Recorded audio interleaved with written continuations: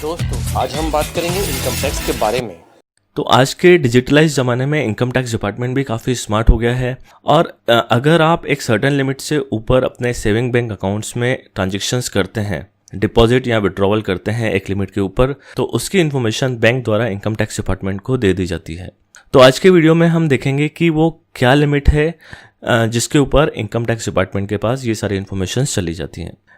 दोस्तों, अगर आप एक फाइनेंशियल ईयर में अपने सेविंग बैंक अकाउंट में 10 लाख रुपए से ज़्यादा अगर डिपॉजिट करते हैं या फिर विड्रॉल करते हैं तो उसकी इन्फॉर्मेशन जो है बैंक द्वारा इनकम टैक्स डिपार्टमेंट को दे दी जाती है। अब ये जो डिपॉजिट या विड्रॉवल है तो हो सकता है वो आपने एक बार ही बड़ी राशि में कर लिया हो, यानी 10 लाख रुपए आपने एक साथ डिपॉजिट कर लिए या विड्रॉ कर लिए, या हो सकता है कि आपने पार्ट में जो है ये जमा किए हैं या विड्रॉ किया है। सपोज आपने 2.5 लाख रुपए करके 4 बार सेविंग बैंक अकाउंट में अमाउंट डिपॉजिट किया है, तो आपने 10 लाख रुपए की जो लिमिट है वो क्रॉस कर ली, तो इसकी इन्फॉर्मेशन जो है इनकम टैक्स डिपार्टमेंट को चली जाएगी। ऐसे ही अगर आप 1-1 लाख रुपए के 10 ट्रांजेक्शन कर देते हैं तो आपने 1-1 लाख रुपए करके 10 बार अपने सेविंग बैंक अकाउंट में ये पैसा जमा करा है, तो उसकी इन्फॉर्मेशन भी जो है बैंक द्वारा इनकम टैक्स डिपार्टमेंट को दे दी जाती है। अच्छा, एक चीज और ध्यान यहाँ पे ये रखनी है कि हो सकता है आपने जो 10 लाख रुपए है एक सेविंग बैंक अकाउंट में जमा किए हो या एक से ज्यादा सेविंग अकाउंट में।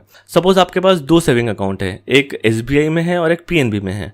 तो सपोज आपने 2.5 लाख करके 2 बार SBI के सेविंग बैंक अकाउंट में मतलब 5 लाख रुपए जमा कर दिए। ऐसे ही आपने PNB में जो है 2.5 लाख करके 2 बार 5 लाख रुपए जमा कर दिए। तो देखा जाए तो ये जो 10 लाख की लिमिट हो गई ये क्रॉस हो गई, तो इसकी इन्फॉर्मेशन भी ये दोनों बैंक्स जो है इनकम टैक्स डिपार्टमेंट को दे देंगे।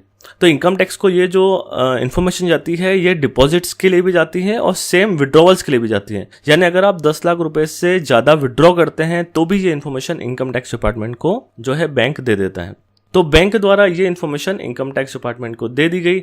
अब सवाल ये उठता है कि इनकम टैक्स डिपार्टमेंट इस इन्फॉर्मेशन का क्या करेगा। तो होगा ये कि इनकम टैक्स डिपार्टमेंट से आपको एक नोटिस आ सकता है जिसमें वो आपसे एक्सप्लेनेशन मांग सकते हैं कि आपके पास ये जो क्रेडिट आया है, जो 10 लाख रुपए से ऊपर के क्रेडिट्स हैं, वो कहाँ से आया है, इसका क्या सोर्स है। तो वो आपको सोर्स एक्सप्लेन करना पड़ेगा। तो इनकम टैक्स डिपार्टमेंट क्या करता है, जो सेविंग अकाउंट के जो आपके डिपॉजिट्स हैं उस अमाउंट को वो कंपेयर करता है आपकी इनकम टैक्स रिटर्न से। तो सपोज आपकी इनकम टैक्स रिटर्न में जो इनकम है वो कम शो की गई है, सपोज 2.5 लाख या 3 लाख का आपका इनकम टैक्स रिटर्न है और जो आपके डिपॉजिट्स आ रहे हैं सेविंग बैंक अकाउंट में वो 15 लाख के आ रहे हैं, तो आपका इनकम टैक्स रिटर्न जो है वो सेविंग बैंक अकाउंट से मैच नहीं कर रहा है। तो वो आपसे एक्सप्लेनेशन मांगेंगे कि ये जो इतना पैसा आया है वो कहाँ से आया है और इसका क्या सोर्स है। तो अगर आपके पास उसका सोर्स है, अगर आपके पास उसका प्रॉपर सोर्स है, तो आपको कुछ भी चिंता करने की जरूरत नहीं है। आप उन्हें बता दीजिए कि ये पैसा आपको यहाँ से आया है। अच्छा, वो जो सोर्स होना चाहिए वो लेजिटिमेट होना चाहिए।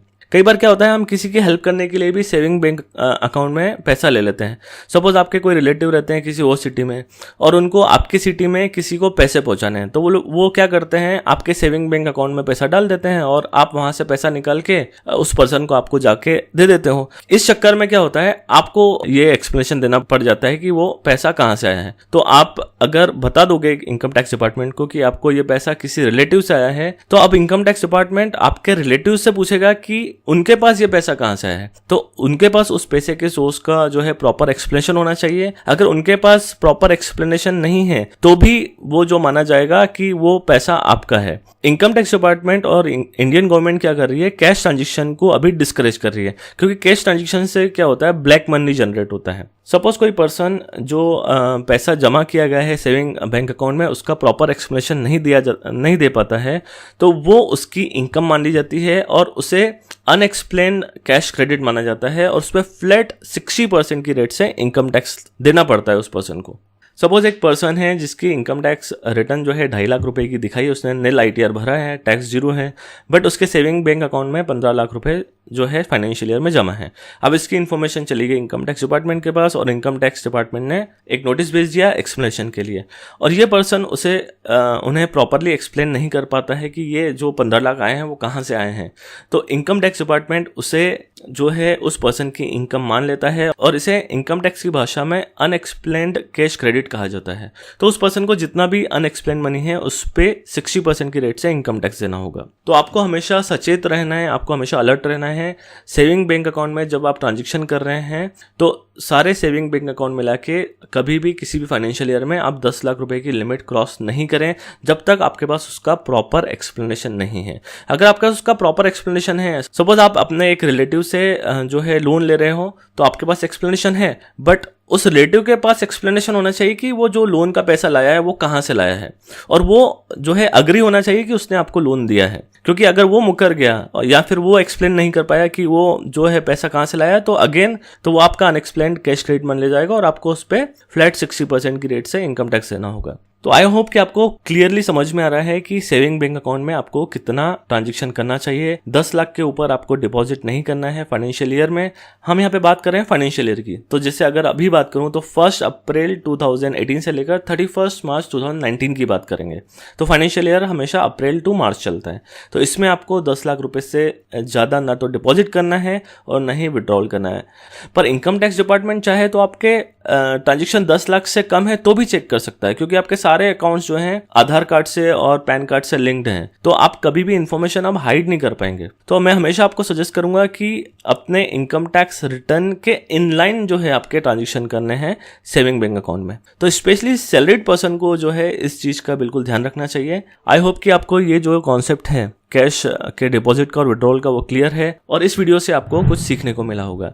दोस्तों, अगर आपको मेरा काम पसंद आता है तो इस चैनल को सब्सक्राइब जरूर करें और अपने फ्रेंड्स और फैमिली में इस चैनल को जरूर शेयर करें ताकि वो भी अवेयर हो सकें इनकम टैक्स के कॉन्सेप्ट्स के बारे में। वीडियो पसंद आया हो तो इस वीडियो को लाइक जरूर करें और आपका कोई भी डाउट हो, कोई भी क्वेरी हो इस कैश डिपॉजिट और विड्रॉल के बारे में, या कोई भी इनकम टैक्स की क्वेरी हो या जीएसटी की क्वेरी हो, तो कमेंट बॉक्स में ज़रूर लिखें। मैं उस पर जल्दी से जल्दी रिप्लाई करने की कोशिश करूँगा।